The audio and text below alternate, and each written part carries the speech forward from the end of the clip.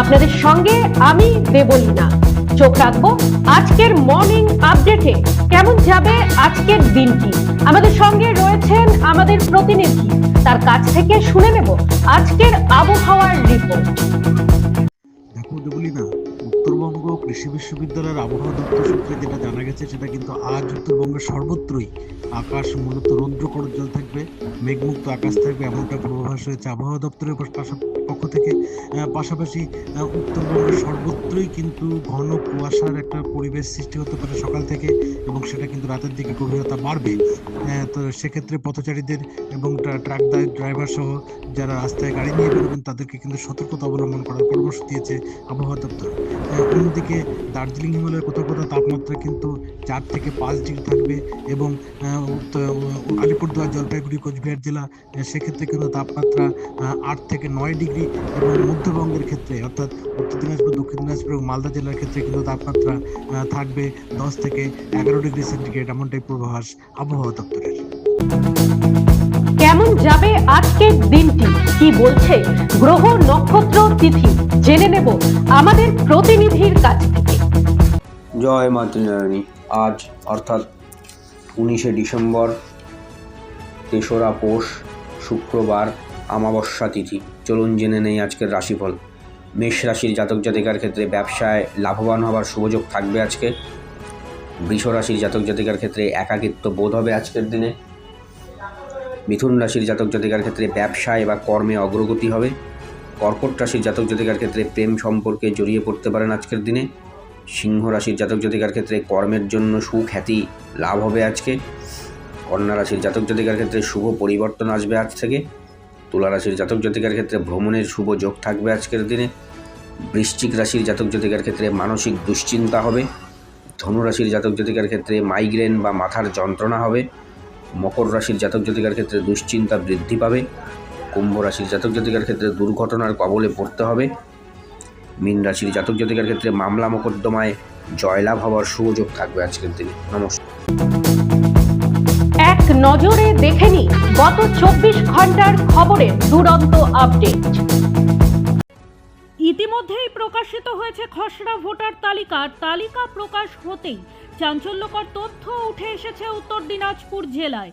16ই December তালিকা প্রকাশের পর দেখা যায় একই বুথের 42 জন ভোটারের নাম নেই। ঘটনাটি ঘটেছে ইটাহার ব্লকের সুরুন 1 নম্বর গ্রাম পঞ্চায়েতের 15 নম্বর বুথে। এই ঘটনার প্রতিবাদে নাম না ওঠা ভোটাররা বৃহস্পতিবার দেখা করেন বিডিওর সাথে। প্রশ্ন উঠছে বিএলওর ভূমিকা নিয়েও।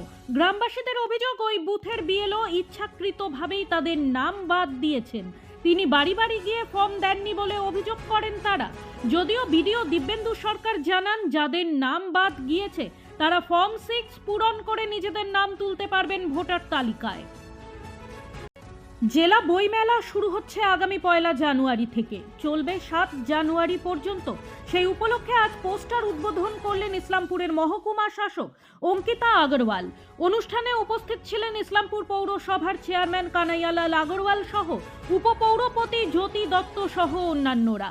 কোর্ট ময়দানে এই বইমেলা অনুষ্ঠিত হবে। পৌরসভার চেয়ারম্যান কানাইয়ালাল আগরওয়াল বলেন, আগামী 1 জানুয়ারি থেকে 7 জানুয়ারি পর্যন্ত এই বইমেলা অনুষ্ঠিত হবে। বইমেলার পাশাপাশি সাংস্কৃতিক অনুষ্ঠানও প্রতিদিন অনুষ্ঠিত হবে মেলা প্রাঙ্গণে। ঘোষিত হলো রায়গঞ্জ শহর মহিলা তৃণমূল কংগ্রেসের নতুন কমিটি। বৃহস্পতিবার জেলা তৃণমূল কংগ্রেস কার্যালয়ে এই কমিটির ঘোষণা করেন শহর মহিলা তৃণমূল সভানেত্রী শিল্পী দাস।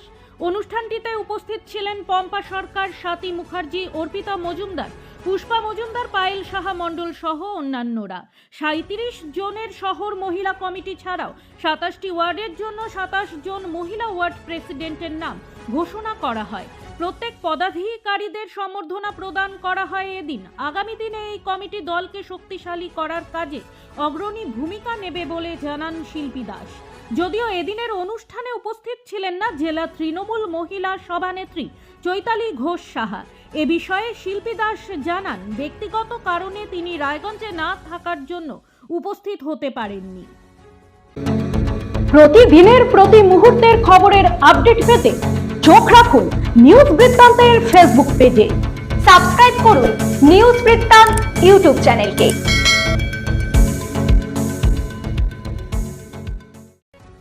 গ্রামীণ রাস্তা অবৈধভাবে দখল করে বাড়ি নির্মাণ করে রয়েছেন কিছু বাসিন্দা, ফলে একাধিক জায়গায় রাস্তা সংকীর্ণ হয়ে যাচ্ছে। তাই অবিলম্বে বাড়ির অবৈধ নির্মাণ ভেঙে রাস্তা তৈরি করতে দেওয়ার দাবিতে গ্রামবাসীদের বিরুদ্ধে সরব প্রতিবেশী বাসিন্দারা।